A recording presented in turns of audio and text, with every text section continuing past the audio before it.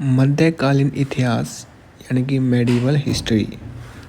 गुलाम वंश निम्नलिखित में से किन वर्षों के दौरान कुतुबुद्दीन ऐबक का जो शासनकाल रहा है? 1206 से 1210 तक कुतुबुद्दीन ऐबक का जो शासनकाल रहा है। कुतुबुद्दीन ऐबक दिल्ली सल्तनत का संस्थापक और गुलाम वंश का पहला सुल्तान था। इसका कार्यकाल 1206 से 1210 तक जो माना जाता है। यह मोहम्मद गोरी का गुलाम और सेनापति था। 1206 में मोहम्मद गोरी की मृत्यु के बाद कुतुबुद्दीन ऐबक ने जो लाहौर को अपनी राजधानी बनाया, कुतुब मीनार की नींव रखी। कुतुबुद्दीन ऐबक की मृत्यु के बाद 1210 ईस्वी में आराम शाह जो गुलाम वंश का शासक बना, परंतु उसकी हत्या इल्तुतमिश जो कि कुतुबुद्दीन का दामाद और गुलाम था, इल्तुतमिश ने दिल्ली को जो अपनी राजधानी बनाया। दिल्ली सल्तनत 1206 से 1526 तक के सिंहासन पर कुल 5 राजवंशों ने जो शासन किया, जो निम्नलिखित है। पहला था गुलाम वंश, खिलजी वंश, तुगलक वंश, सैयद वंश और लोधी वंश। नेक्स्ट है कि बलबन की उपाधि किसने धारण की थी? तो इसका राइट आंसर है उलगू खां। दिल्ली सल्तनत के गुलाम वंशी शासक उलगू खां ने जो है बलबन की उपाधि धारण की थी। उलगू खां को नसीरुद्दीन महमूद ने यह उपाधि जो है प्रदान की थी। बलबन ने राजतव के सिद्धांत का जो प्रतिपादन किया था। बलबन ने दरबार में सिजदा एवं पेबोस प्रथाओं को जो लागू किया। नवरोज त्योहार मनाना जो प्रारंभ किया। बलबन एक सैन्य विभाग का की जो स्थापना करता है, जिसका नाम है दीवान ए अर्ज। नेक्स्ट है कि 1192 ईस्वी में तराइन की द्वितीय युद्ध में पृथ्वीराज चौहान को किसने पराजित किया? तो इसका राइट आंसर है मोहम्मद गोरी ने। 1192 ईस्वी में तराइन के द्वितीय यानी कि दूसरे युद्ध में पृथ्वीराज चौहान को मोहम्मद गोरी ने जो पराजित किया था। तराइन का जो युद्ध है वो भारतीय इतिहासकार की महत्वपूर्ण घटना है। इसके परिणाम स्वरूप राजपूतों की जो सैन्य शक्ति का जो विनाश हो गया था। भारत में मुस्लिम राज्य की स्थापना के लिए और मार्ग जो खुल गया था। जो तराइन का प्रथम युद्ध है वो 1191 ईस्वी में मोहम्मद गोरी और पृथ्वीराज चौहान के जो मध्य हुआ था, जिसमें मोहम्मद गोरी को जो है वो हार का सामना करना पड़ा था। नेक्स्ट क्वेश्चन है वो है कि रजिया को दिल्ली सल्तनत के सिंहासन से किस वजह हटाया गया था? तो इसका राइट आंसर है 1240 में। रजिया सुल्तान को दिल्ली सल्तनत के सिंहासन से 1240 में जो हटाया गया था। रजिया सुल्तान की जो शासन अवधि है वो 1236 से 1240 तक जो मानी जाती है। यह पहली मुस्लिम तुर्की इस्लामिक जो है वो महिला थी। इसका जन्म जो है वो 1205 बदायूं में हुआ था। इसके पिता का नाम था इल्तुतमिश, इसकी माता थी कुतुब बेगम और इसकी मृत्यु हुई थी 1240 में। नेक्स्ट है कि वह दिल्ली का सुल्तान था जिसने दरबार में सिजदा एवं पेबोस की प्रथाएं जो शुरू की थी, वह कौन था? तो इसका राइट आंसर है गयासुद्दीन बलबन। सुल्तान गयासुद्दीन बलबन ने सिजदा और पेबोस यानी कि सम्राट के सामने झुककर उसके पैरों को चूमना की व्यवस्था जो शुरू की थी। बलबन ने प्रशासन के लिए रक्त एवं लोह रक्त की नीति जो अपनाई थी। गयासुद्दीन बलबन जाति से इलबरी तुर्क था। बलबन ने नए नियम राजवंशी बलबनी वंश की स्थापना की थी।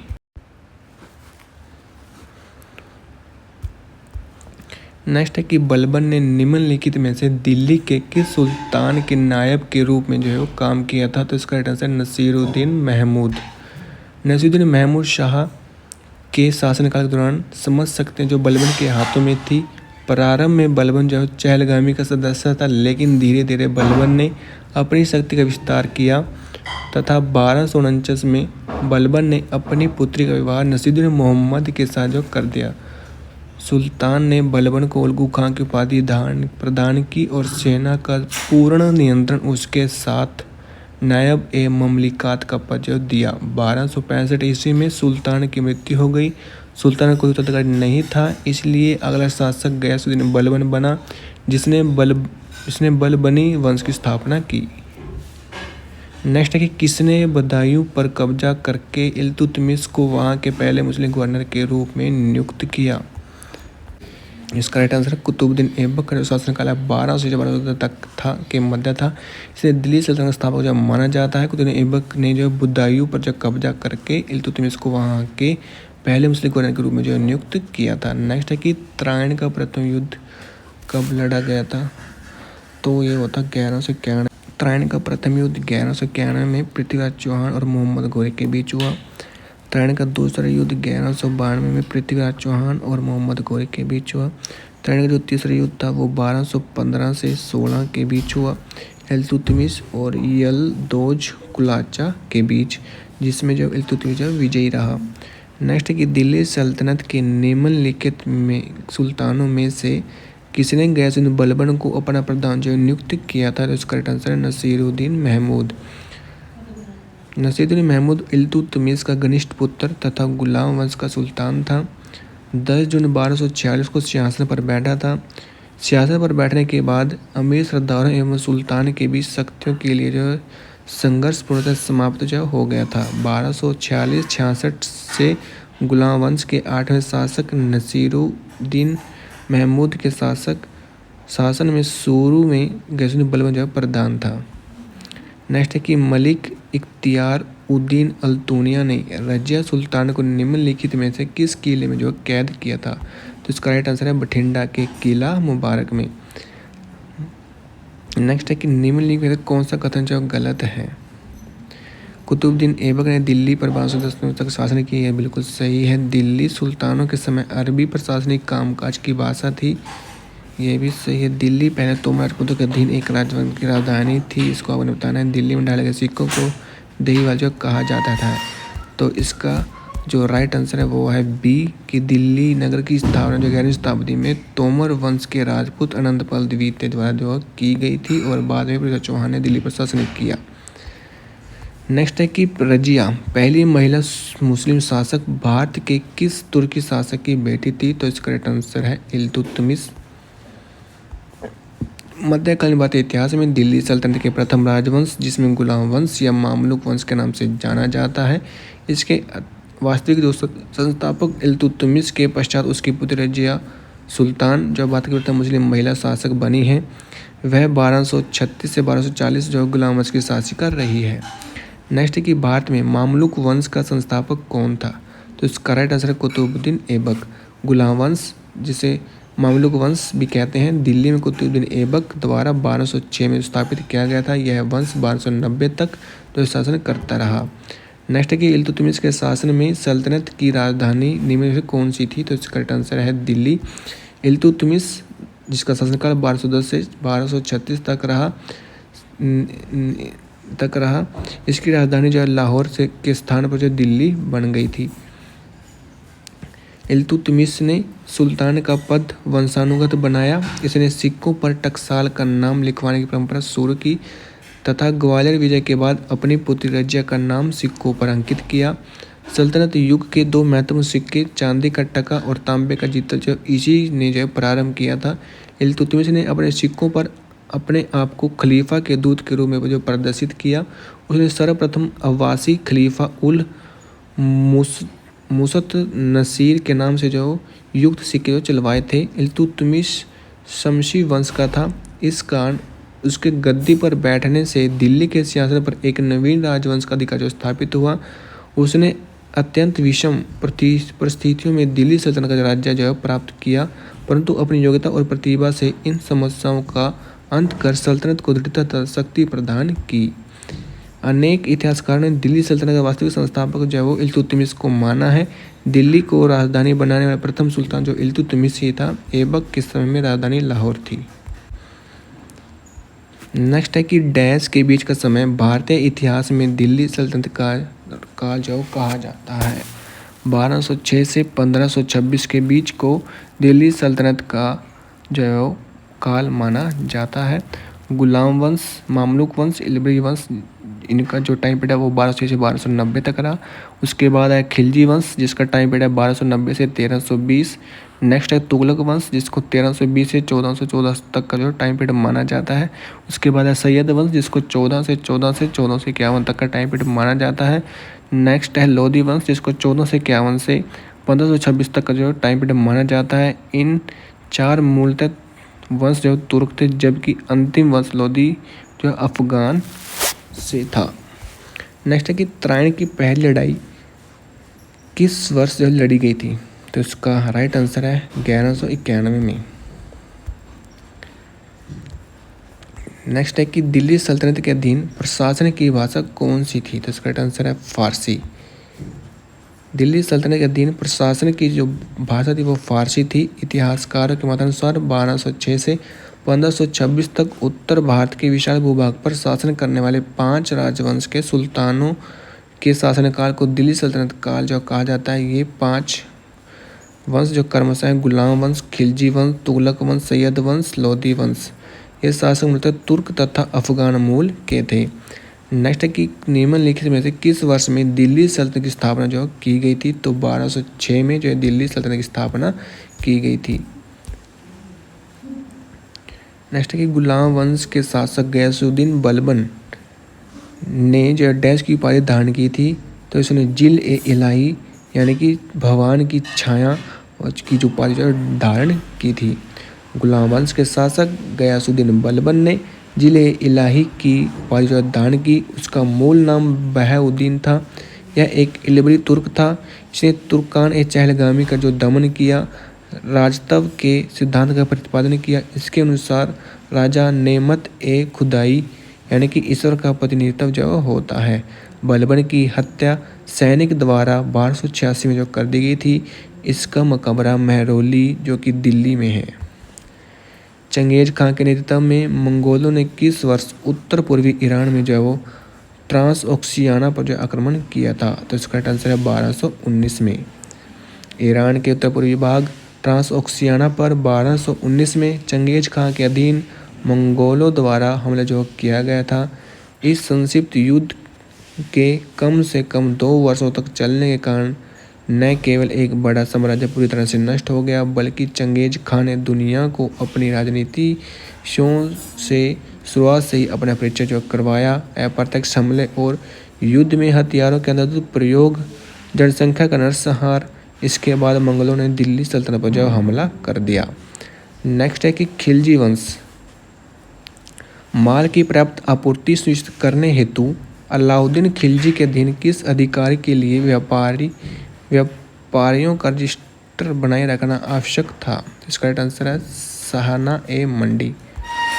सल्तनत काल में शाहना ए मंडी नामक अधिकारी जो बाजार मूल्य नियंत्रण और बांटों की माप का जो कार्य करता था। माल की पर्याप्त आपूर्ति सुनिश्चित करने के उद्देश्य से इसको व्यापारियों का रजिस्टर जो बना कर रखना अनिवार्य था। मोहतसिब नामक अधिकारी जो लोगों के आचरण की जो निगरानी करता था। नेक्स्ट है कि जफर खां दिल्ली सल्तनत के निम्नलिखित में से किस शासक का जो प्रसिद्ध सेनापति था, इसका राइट आंसर है अलाउद्दीन खिलजी। जफर खां दिल्ली सल्तनत के शासक अलाउद्दीन खिलजी का प्रसिद्ध सेनापति था। 1297 में एक मंगोल आक्रमणकारी कादिर खां को जो हराया था। अलाउद्दीन खिलजी के शासनकाल में 1297 ईस्वी से 1306 तक मंगोलों के 6 आक्रमण जो हुए। मंगोलों का प्रथम आक्रमण 1297 ईस्वी में कादर खां के नेतृत्व में, दूसरा 1298 में सल्दी के नेतृत्व में, तीसरा आक्रमण 1299 में कुतुलुंग ख्वाजा के नेतृत्व में। इसी युद्ध में जफर खां मंगोलों पर आक्रमण करते हुए 18 कोस तक जो चला गया था। लौटते समय तागी के नेतृत्व में उसे मंगोलों ने जो बंदी बना लिया था और हज की हत्या कर दी थी। इन चारों मंगोल आक्रमण में जफर खान ने ही जो मंगोलों को हराया था। नेक्स्ट है कि दक्षिणी भारत में सैन्य अभियान शुरू करने वाला दिल्ली सल्तनत का पहला सुल्तान कौन था, इसका राइट आंसर है अलाउद्दीन खिलजी। अलाउद्दीन खिलजी जो है वो दक्षिणी भारत में सैन्य अभ्यास करने वाला जो है वो दिल्ली सल्तनत का पहला जो सुल्तान था। उस समय दक्षिण भारत में 3 महत्वपूर्ण शक्तियाँ थी। देवगिरी के यादव, दक्षिणी पूर्वी तेलंगाना के काकताई, द्वार सुंदरम के होयसल, अलाउद्दीन खिलजी के ये तीनों जो है वो अभियान जो है सफल रहे। नेक्स्ट है कि अलाउद्दीन खिलजी के शासनकाल के दौरान वस्त्र बाजार को डैश के रूप में जो जाना जाता था। इसका राइट आंसर है सियाए ए अदल।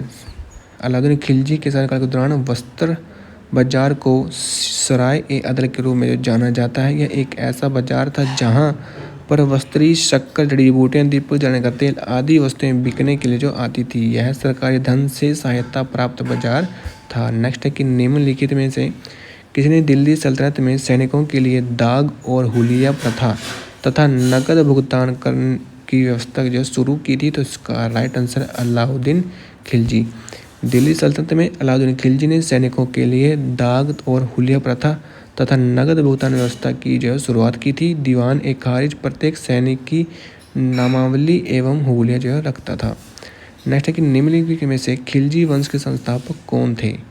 तो खिलजी वंश के जो संस्थापक थे वो थे जलालुद्दीन फिरोज खिलजी। खिलजी वंश का संस्थापक जलालुद्दीन फिरोज खिलजी था। उन्होंने गुलाम वंश के अंतिम शासक को मार डाला और स्वयं को 70 साल की उम्र में दिल्ली का सुल्तान जो घोषित कर दिया। इन्होंने अपना जीवन एक सैनिक के रूप में शुरू किया। अपनी योग्यता के बल पर उन्होंने शेर ए जहांदारी शाही अंगरक्षक का पद प्राप्त किया। बाद में समाना का जो सूबेदार बने। खिलजी वंश ने डैश तक दिल्ली पर जो शासन किया, यानी कि 1290 से 1320 तक जो है वो खिलजी वंश का जो टाइम पीरियड रहा है। इस वंश का जो प्रमुख शासक था अलाउद्दीन खिलजी था। वह पहला शासक था जिसने दक्षिण भारत पर जो हमला किया था। उसने मालवा, चित्तौड़, धार, मांडू, उज्जैन, मारवाड़, चंदेरी और जालौन पर जो कब्जा करने के लिए जो जाना जाता है। उसकी मृत्यु जनवरी 1316 में जो हो गई थी। नेक्स्ट है कि खिलजी और तुगलक शासकों ने सैन्य कमांडरों को क्षेत्रों का गवर्नर नियुक्त किया। इन क्षेत्रों को किस नाम से जो जाना जाता है। उसका राइट आंसर है इक्ता।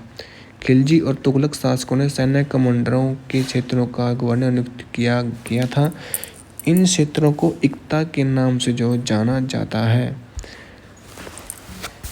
नेक्स्ट है कि इक्ता प्रणाली की शुरुआत इल्तुतमिश ने जो की थी। अलाउद्दीन खिलजी ने जो अपने सैनिकों के लिए एक नए सैनिक नगर का निर्माण कराया जिसका नाम था सिरी। अलाउद्दीन खिलजी दिल्ली सल्तनत के खिलजी वंश का शासक था। उसका काल सैनिक सुधारों के दृष्टिकोण से विशेष रूप से जो उल्लेखनीय है।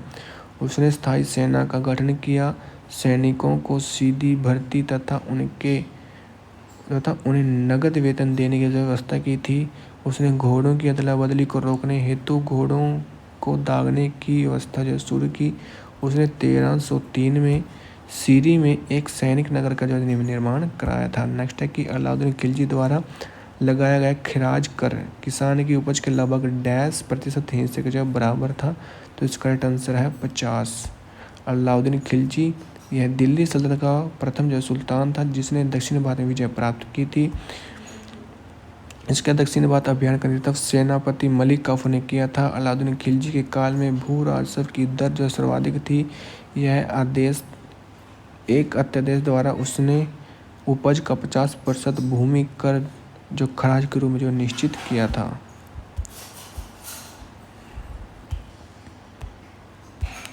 नेक्स्ट है कि मध्यकालीन भारतीय शासकों में से कौन अपनी बाजार नियंत्रण नीति के लिए जो जाना जाता है। तो उसका राइट आंसर है अलाउद्दीन खिलजी।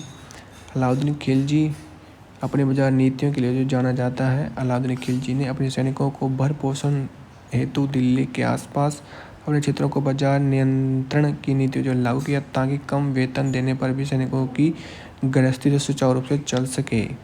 अलाउद्दीन खिलजी ने गल्ला बाजार के लिए 7 अथवा 8 प्रकार का कानून जो है बनाया था जिसे जवाबित या जाब्ता जो कहा जाता है। गल्ला बाजार का प्रमुख सहाना ए मंडी यानी कि मंडी निरीक्षक जो कहलाता था। अलाउद्दीन खिलजी के बाजार व्यवस्था के बारे में विस्तृत जानकारी भरने की तारीख के फिरोजशाही में जो मिलती है।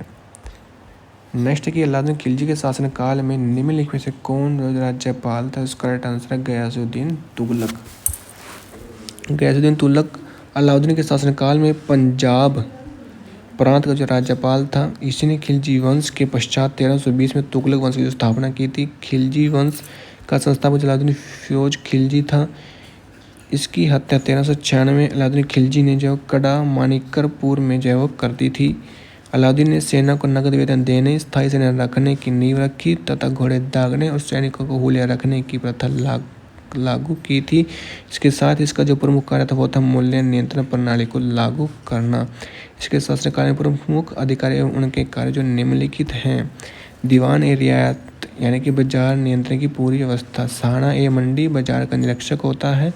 बरीद था जो कि बाजार का निरीक्षक था। मुनहियान जो है गुप्त सूचना प्रदान प्राप्त करता था। नेक्स्ट है कि पहला मुस्लिम शासक कौन था जिसका साम्राज्य भारत के सुदूर दक्षिण सहित लगभग संपूर्ण भारत में फैला था। इसका राइट आंसर है अलाउद्दीन खिलजी। नेक्स्ट क्वेश्चन है वो है कि गुजरात के वाघेला राजवंश का वह अंतिम शासक कौन था जिसकी हार के बाद अलाउद्दीन खिलजी को राज्य जो दिया गया था। इसका राइट आंसर है कर्णदेव। गुजरात के वाघेला राजवंश का अंतिम शासक कर्णदेव था। वर्ष 1298 में अलाउद्दीन खिलजी ने अपनी सेना सहित गुजरात पर आक्रमण किया, जिसमें वाघेला राजवंश के अंतिम राजपूत राजा कर्णदेव की हार हुई और अलाउद्दीन खिलजी ने गुजरात को अपने साम्राज्य में जो मिला लिया। जैसे कि दिल्ली का दूसरा नाम सीरी डैश द्वारा जो बनाया गया था। इसका राइट आंसर है अलाउद्दीन खिलजी। खिलजी वंश के 6 शासकों में से अलाउद्दीन खिलजी ने 1303 में मंगोलों से अपनी सुरक्षा के लिए राजधानी सीरी में स्थापित की। उसने कुतुबुद्दीन से ऊंची एक मीनार का जो निर्माण भी आरंभ करवाया था, किंतु वह उसे पूरा नहीं कर पाया। उसने सीरी नगर की जल आवश्यकताओं को पूर्ति के लिए एक जलाशय का निर्माण करवाया, जिसे हौज ए खास के नाम से जो जाना जाता है। नेक्स्ट है कि तुगलक वंश। मोहम्मद बिन तुगलक ने चांदी के सिक्के के स्थान पर डैश नामक तांबे का सिक्का चलाया था। इसका राइट आंसर है जित्तल। यानी कि मोहम्मद बिन तुगलक ने चांदी के सिक्के जिसको टका के स्थान पर तांबे का सिक्का जित्तल जो चलाया और आदेश दिया कि इसे टका के समतुल्य जो स्वीकार किया जाएगा। मोहम्मद बिन तुगलक ने अपनी राजधानी दिल्ली से काट स्थानांतरित जो की थी। तो इसका राइट आंसर दौलताबाद। वर्ष 1326 ईस्वी में मोहम्मद बिन तुगलक ने अपनी राजधानी दिल्ली से महाराष्ट्र में देवगिरी स्थानांतरित कर दी, जिसका नाम बदलकर दौलताबाद जो कर दिया। धन्यवाद क्या है कि गयासुद्दीन तुगलक की मृत्यु के बाद उसका पुत्र जूना खां मोहम्मद बिन तुगलक जो दिल्ली गद्दी पर बैठा, इसका मूल नाम उलगू खां था। नेक्स्ट है कि मोहम्मद बिन तुगलक ने निम्नलिखित में से विदेशी यात्रियों में से किसे राज्य सेवा में जो नियुक्त किया था। तो इसका राइट आंसर है इब्न बतूता। मोहम्मद बिन तुगलक अपने पिता गयासुद्दीन तुगलक की मृत्यु के बाद मोहम्मद बिन तुगलक के नाम से 1325 में गद्दी पर बैठा। इसका मूल नाम उलगू खां था। राजमुंद्री के एक अभिलेख में मोहम्मद बिन तुगलक जिसका नाम है जूना खां या फिर जोना खां, जिसको दुनिया का खां जो कहा जाता है, खान जो कहा जाता है, 1333 में मोरक्को यानी कि अफ्रीका के प्रसिद्ध यात्री इब्न बतूता जो भारत आया, मोहम्मद बिन तुगलक ने दिल्ली का काजी जो नियुक्त किया, जो 8 वर्षों तक इस पद पर जो कार्य किया। मोहम्मद बिन तुगलक ने अपने सैनिकों को भुगतान करने के लिए टोकन मुद्रा का इस्तेमाल किया था, जो निम्नलिखित में से कौन में जो बनी थी। इसका आंसर है सस्ती धातु। मोहम्मद बिन तुगलक ने अपने सैनिकों को वेतन देने के लिए कागजी मुद्रा की तरह टोकन, जिसको सांकेतिक मुद्रा भी कहते हैं, जो चलाई थी। ये सिक्के धातु के बने होते थे, लेकिन सोना चांदी न होकर सस्ती धातु के थे। इस सस्ती धातु से जाली सिक्के बड़ी आसानी से जो बनाए जा सकते थे। नेक्स्ट है कि निम्नलिखित में से किस राजवंश के शासनकाल में तैमूर या फिर तामेरलेन ने 1398 में भारत पर जो आक्रमण किया था। तो इसका आंसर है तुगलक वंश।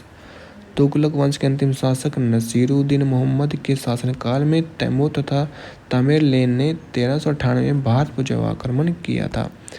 नेक्स्ट है कि दिल्ली सल्तनत के किस सुल्तान ने पहली बार मंगोल क्षेत्र को अधिकार में लेने की योजना बनाई थी। तो इसका आंसर है मोहम्मद बिन तुगलक। जियाउद्दीन बर्नी ने मोहम्मद बिन तुगलक की 5 योजनाओं का जो उल्लेख किया है। दोआब में कर वृद्धि, देवगिरी की राजधानी बनाना, सांकेतिक मुद्रा जारी करना, खुरासान पर आक्रमण, कराचिल अभियान।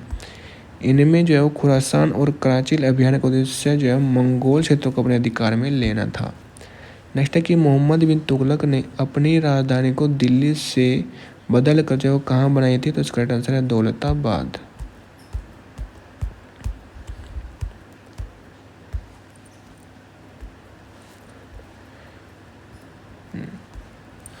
मोहम्मद बिन तुगलक ने जो अपनी राजधानी दिल्ली से दौलताबाद स्थानांतरित की थी ताकि उत्तर व दक्षिण भारत के संपूर्ण साम्राज्य को नियंत्रित किया जा सके। 1333 में इसी के शासनकाल में मोरक्को का प्रसिद्ध अफ्रीकी यात्री इब्न बतूता जो भारत आता है, उसने दिल्ली में 8 वर्षों तक जो है वो काजी का पद संभाला। मोहम्मद बिन तुगलक ने जो कृषि विभाग के लिए दीवान ए अमीर कोही नामक जो विभाग की स्थापना की थी। नेक्स्ट है कि तैमूर लंग ने किस वर्ष में भारत पर जो आक्रमण किया, तो इसका राइट आंसर है 1398 में। अमूर तैमूर को भाग्यशाली भविष्य का स्वामी जो कहा जाता है। एक युद्ध में उसका एक पैर जो घायल हो गया था, जिस कारण वह जीवन भर जो झगड़ता लड़ता रहा, इसलिए उसे तैमूर लंग जो कहा जाता है। नेक्स्ट है कि निम्नलिखित में से कौन सा काल क्रमानुसार तुगलक वंश के शासकों का सही जो क्रम है, जिन्होंने वर्ष 1320 से 1414 को जो दिल्ली पर जो शासन किया था। इसका राइट आंसर है गयासुद्दीन तुगलक, फिरोज शाह तुगलक और मोहम्मद तुगलक।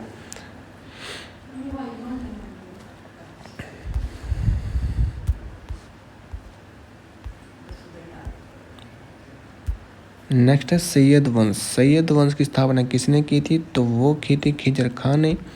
सैयद वंश की स्थापना 1414 में खिजर खान द्वारा की गई थी। खिजर का जो तैमूर लंग का सेनापति था, इसने सुल्तान की उपाधि न धारण करके रैयत ए आला की उपाधि जो धारण की थी। इसकी मृत्यु 20 मई 1421 में जो हो गई थी। सैयद वंश का जो अंतिम सुल्तान जो था वो था अलाउद्दीन आलम शाह।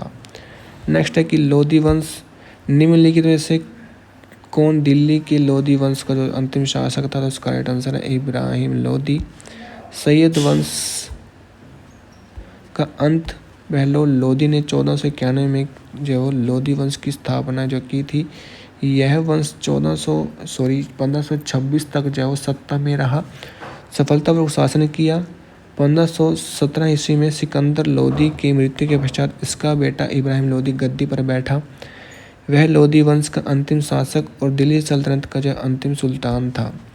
लोधी वंश की निम्नलिखित में से किसके द्वारा रखी गई थी, तो इसका आंसर है बहलोल लोधी द्वारा। लोधी वंश का संस्थापक बहलोल लोधी था।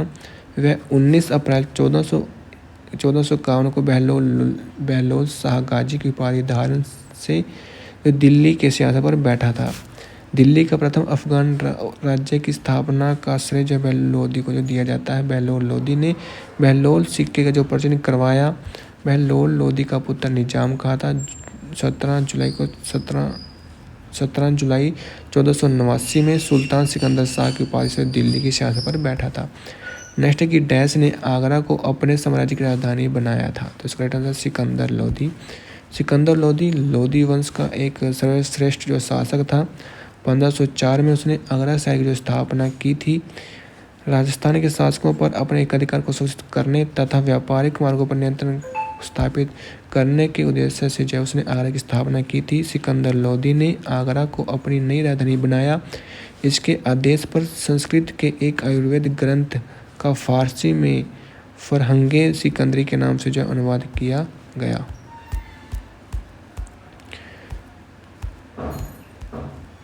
नेक्स्ट क्वेश्चन है कि दिल्ली सल्तनत के किस सुल्तान ने अपनी राजधानी दिल्ली से आगरा में जो स्थानांतरित किया था, तो इसका राइट आंसर है सिकंदर लोधी। नेक्स्ट है कि इब्राहिम लोधी दिल्ली सल्तनत का सुल्तान कब बना, तो इसका राइट आंसर है 1517 में। वह इब्राहिम लोधी जो लोधी वंश का वह दिल्ली सल्तनत का जो अंतिम सुल्तान था। 21 नवंबर 1517 ईस्वी को आगरा के सिंहासन पर इब्राहिम शाह की उपाधि से जो बैठा। वह वर्ष 1526 में पानीपत के प्रथम युद्ध में बाबर से पराजित हुआ तथा वीर गति को जो प्राप्त हुआ।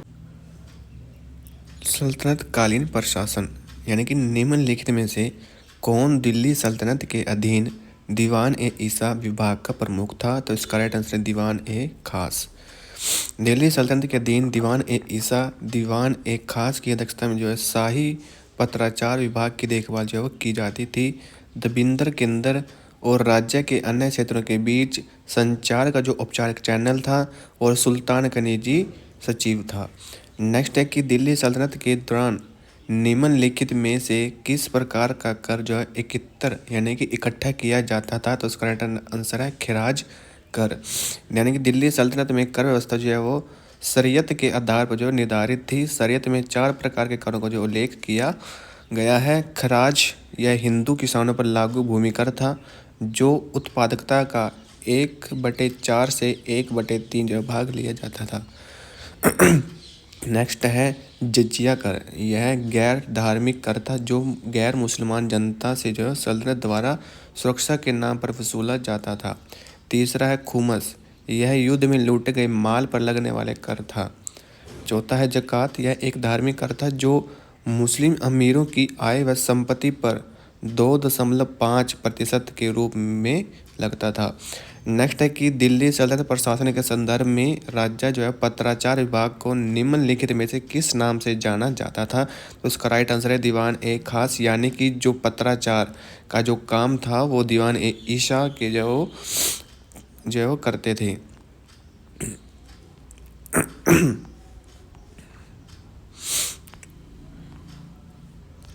नेक्स्ट क्वेश्चन है कि दिल्ली सल्तनत की राजकीय भाषा क्या थी? तो इसका राइट आंसर है फारसी। दिल्ली सल्तनत की राजकीय भाषा फारसी थी। दिल्ली की जो सुल्तान है जो फारसी को जो प्रोत्साहित करते थे। सबसे महत्वपूर्ण राजकीय पुस्तकालय दिल्ली में था जिसमें फारसी भाषा का बोलबाला था। मुगल काल में भी फारसी जो राजकीय भाषा थी। नेक्स्ट है कि दीवान ए कोही के रूप में विख्यात कृषि विभाग किसके द्वारा जो है बनाया गया था? तो इसका राइट आंसर है मोहम्मद बिन तुगलक। मोहम्मद बिन तुगलक ने जो कृषि की उन्नति के लिए जो एक नए विभाग जिसका नाम है दीवान ए कोही की जो स्थापना की थी। इस विभाग का मुख्य कार्य कृषकों को प्रत्यक्ष सहायता प्रदान करना और अधिकाधिक कृषि भूमि कार्य के अंतर्गत लाना था। नेक्स्ट है कि निम्नलिखित तुगलक राजवंश के किस सुल्तान ने चांदी के सिक्के के स्थान पर तांबे के सिक्के जो है वो चलाए थे? तो इसका राइट आंसर है मोहम्मद बिन तुगलक। मोहम्मद बिन तुगलक ने चांदी के सिक्कों के स्थान पर सांकेतिक मुद्रा के रूप में तांबे के सिक्के जो है वो चलाए थे। वह सोने और चांदी जैसी कीमती चीज़ों को नष्ट होने से बचाना चाहता था परंतु बाजार में तांबे के नकली सिक्के आ जाने से उसकी योजना जो है वो सफल न हो सकी। उसने तांबे के सारे सिक्के जो है वापस लेकर खजाने से चांदी के सिक्के जो दे दिए जिससे खजाना जो रिक्त हो गया। इस प्रकार उसकी यह योजना जो है असफल साबित हुई। नेक्स्ट है कि दिल्ली सल्तनत में राज्य और प्रशासन के संदर्भ में मुक्ति शब्द का क्या अर्थ है? तो इसका राइट आंसर है भूमि अभिहस्तांकन जिसे इक्ता कहा जाता है एक धारक है। इल्तुतमिश के शासनकाल के दौरान विशेष गुलामों को सैन्य विभाग के लिए खरीदा जाता था जिन्हें डैश के नाम से जाना जाता है। तो उसका नाम था इक्तादार। इल्तुतमिश शासनकाल का जो है वो दिल्ली सल्तनत का जो वार्षिक संस्थापक जो है कहलाता है जिसका शासनकाल 1210 से 1236 तक 26 वर्ष तक रहा है। दिल्ली का सुल्तान बनने से पहले इल्तुतमिश बदायूं का सूबेदार था। इल्तुतमिश ने भारत में एकता प्रणाली की शुरू की थी जिसमें विशेष गुलामों को सैन्य सेवा के लिए खरीदा जाता था जिन्हें बदगान कहा जाता है। फिरोज तुगलक द्वारा दीवान ए बदगान नामक दास विभाग की स्थापना की गई थी। नेक्स्ट है कि सल्तनत कालीन स्थापत्य निम्नलिखित में से किस शहर में कुव्वत उल इस्लाम मस्जिद स्थित है? तो इसका राइट आंसर है दिल्ली। कुव्वत उल इस्लाम मस्जिद दिल्ली में स्थित है। इसकी स्थापना कुतुबुद्दीन ऐबक ने करवाई थी। कुतुबुद्दीन ऐबक जो कि गुलाम वंश का संस्थापक था। गुलाम वंश की स्थापना 1206 में की थी इसने। कुतुबुद्दीन ऐबक जो मोहम्मद गोरी का गुलाम था। इसने अपनी राजधानी लाहौर जो बनाई थी। कुतुब मीनार की नींव कुतुबुद्दीन ऐबक ने डाली थी तथा अढ़ाई दिन का झोंपड़ा नामक मस्जिद का निर्माण भी जो ऐबक ने करवाया था। नेक्स्ट है कि दिल्ली में खिलजी वंश के किस स्मारक में लाल बलौर पत्थर का प्रयोग जो किया गया है? तो इसका राइट आंसर है अलाई दरवाज़ा। दिल्ली में खिलजी वंश के स्मारक अलाई दरवाजे में एक गुंबददार प्रवेश द्वार है जिसे लाल बलुआ पत्थर का उपयोग करके बनाया गया है। इसे सफ़ेद संगमरमर से जो है सजाया गया है। अलाउद्दीन दरवाज़ा की दीवारों को नक्श लिपि से बारीकी से जो उकेरा गया है। तुर्की के कारीगरों द्वारा निर्मित अलाई दरवाज़ा भारत की पहली इमारतों में से एक है जिसे इस्लामी स्थापत्य शैली का उपयोग करके जो है वो बनाया गया था। कुतुब मीनार डैश आर्किटेक्चर का एक उदाहरण है, तो इसका राइट आंसर है इंडो इस्लामिक। कुतुब मीनार जो है इंडो इस्लामिक आर्किटेक्चर का एक उदाहरण है जो लाल और सफ़ेद बलुआ पत्थर से बना है, जिसकी ऊंचाई 73 मीटर और यह दक्षिण दिल्ली शहर के महरौली में स्थित है। यह ईंटों से बनी विश्व की सबसे ऊंची मीनार है। इसका निर्माण कुतुबुद्दीन ऐबक ने 1193 में जो आरंभ किया था। उसके उत्तराधिकारी इल्तुतमिश ने 3 मंजिलों को बढ़ाया और 1368 में फिरोज शाह तुगलक ने 5वीं और अंतिम मंजिल जो है वो बनवाई। नेक्स्ट है दोस्तों, हरियाणा राज्य में रजिया सुल्तान का मकबरा किस निर्माण सामग्री से जो निर्मित है, तो इसका राइट आंसर है पक्की ईंटों से। हरियाणा राज्य के कैथल जिले में रजिया सुल्तान का मकबरा पक्की ईंटों और चूने के गारे से निर्मित है। इल्तुतमिश की पुत्री रजिया सुल्तान गुलाम वंश की शासिका थी। वह दिल्ली सल्तनत की गद्दी पर बैठने वाली पहली महिला थी। नेक्स्ट है कि निम्नलिखित में से कौन सा स्मारक खिलजी राजवंश द्वारा जो बनाया गया था, तो इसका राइट आंसर है अलाई दरवाजा। नेक्स्ट है कि कुतुब मीनार के 5वें तल का निर्माण निम्नलिखित में से किसके शासनकाल के दौरान जो किया गया था, तो इसका राइट आंसर है फिरोज शाह तुगलक। कुतुब मीनार जो कि दिल्ली के पास महरौली में स्थित विश्व की सबसे ऊंची मीनार है। दिल्ली के प्रथम मुस्लिम शासक कुतुबुद्दीन ऐबक ने इसका निर्माण कार्य जो प्रारंभ करवाया था, किंतु वह केवल इसका आधार ही पूरा कर पाया। इसके उत्तराधिकारी इल्तुतमिश ने 3 मंजिलें बनवाई और निर्माण पूरा किया। फिरोज शाह तुगलक ने आकाशीय बिजली गिरने के कारण इसकी 4थी मंजिल नष्ट हो गई थी, जिसके फलस्वरूप फिरोज शाह तुगलक ने इसमें 2 मंजिलें बनवाई और इसमें 5 मंजिलें जो हो गई। नेक्स्ट है कि निम्नलिखित में से किसने कुतुब मीनार का निर्माण जो है शुरू करवाया था, तो इसका राइट आंसर है कुतुबुद्दीन ऐबक। नेक्स्ट है कि दिल्ली में जमात खाना मस्जिद का निर्माण निम्नलिखित में से किसने करवाया था। जमात इस्लाम जो जमात खाना जो मस्जिद है वो खिलजी मस्जिद दिल्ली की सबसे पुरानी मस्जिद है। इसका निर्माण 1315 से 1325 में हुआ। सुल्तान अलाउद्दीन खिलजी के पुत्र खिजर खान द्वारा जो इसका निर्माण करवाया गया था। जमात खाना मस्जिद। कुव्वत उल इस्लाम मस्जिद कहाँ स्थित है? कुव्वत उल इस्लाम मस्जिद दिल्ली में स्थित है। कुव्वत उल इस्लाम मस्जिद दिल्ली में स्थित। इसकी स्थापना कुतुबुद्दीन ऐबक ने करवाई। कुतुबुद्दीन ऐबक गुलाम वंश के संस्थापक। इसने गुलाम वंश की स्थापना 1206 में की। कुतुबुद्दीन ऐबक मोहम्मद गोरे का गुलाम था। इसने अपनी राजधानी लाहौर बनाई। कुतुब मीनार की नींव कुतुब ऐबक ने डाली। अजमेर का 2.5 का झोपड़ा नामक मस्जिद का निर्माण भी ऐबक ने जो करवाया था। नेक्स्ट है कि दिल्ली में कुव्वत इस्लाम मस्जिद में दक्षिणी प्रवेश द्वार अलाई दरवाजे का निर्माण डैश द्वारा करवाया गया था, तो इसका राइट आंसर है अलाउद्दीन खिलजी। कुव्वत उल इस्लाम मस्जिद के दक्षिणी प्रवेश द्वार अलाई दरवाजे का निर्माण अलाउद्दीन खिलजी ने 1311 ईस्वी में करवाया था। इसका साम्राज्य अफगानिस्तान से लेकर उत्तर मध्य भारत तक जो फैला था। स्थापत्य कला के क्षेत्र में अलाउद्दीन खिलजी ने वृत्ताकार अलाई दरवाजे का निर्माण करवाया। अलाई दरवाज़ा जो प्रारंभिक तुर्की कला का एक श्रेष्ठ नमूना है। इसके द्वारा बनाए गए अन्य प्रमुख स्थल सीरी का किला तथा 1000 खंबा महल जो है वो प्रमुख हैं। नेक्स्ट है कि भारतीय वास्तुशिल्प में सुर्खी किसने जो शुरू की थी, तो इसका राइट आंसर है सल्तनत सुल्तान ने। यानी कि भारतीय वास्तुकला में सुर्खी नामक स्थापत्य कला की शैली सल्तनत काल में जो शुरू हुई थी। नेक्स्ट है कि किस विश्व विरासत स्थल में इल्तुतमिश की कब्र है, तो इसका राइट आंसर है कुतुब मीनार में। दिल्ली सल्तनत के प्रथम शासक कुतुबुद्दीन ऐबक ने कुतुब मीनार का निर्माण करवाया 1193 में जो कि शुरू हुआ था।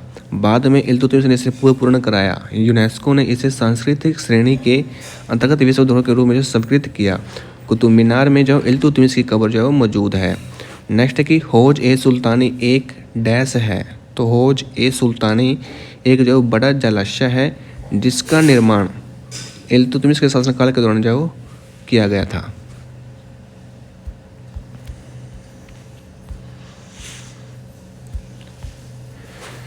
नेक्स्ट है कि कुतुब मीनार का नाम सूफी संत डैश के नाम पर जो रखा गया है। तो इसका राइट आंसर है ख्वाजा कुतुबुद्दीन बख्तियार काकी। कुतुबुद्दीन बख्तियार काकी जो कि शेख मोइनुद्दीन चिश्ती के शिष्य थे, वे कुतुबुद्दीन ऐबक और इल्तुतमिश के समकालीन थे तथा कुतुबुद्दीन ऐबक और इल्तुतमिश दोनों कुतुबुद्दीन बख्तियार काकी के जो शिष्य थे। नेक्स्ट है कि मोट की मस्जिद डैश के शासनकाल में बनी थी। तो इसका राइट आंसर है सिकंदर लोदी।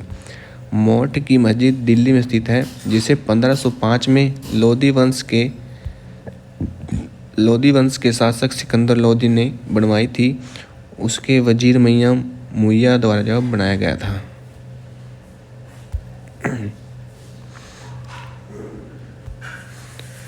नेक्स्ट है कि दिल्ली सल्तनत कालीन साहित्य। दिल्ली सल्तनत काल में तबकात ए नासिरी की रचना किसने की थी? तो इसका राइट आंसर है मिनहाज उस सिराज ने। कुछ किताबें यहाँ पर पढ़ लेते हैं कि तबकात ए नासिरी जो मिनहाज ए सिराज, ताजुल मासिर, हसन निजामी, तारिक ए फिरोज शाही, जयालुद्दीन बरनी।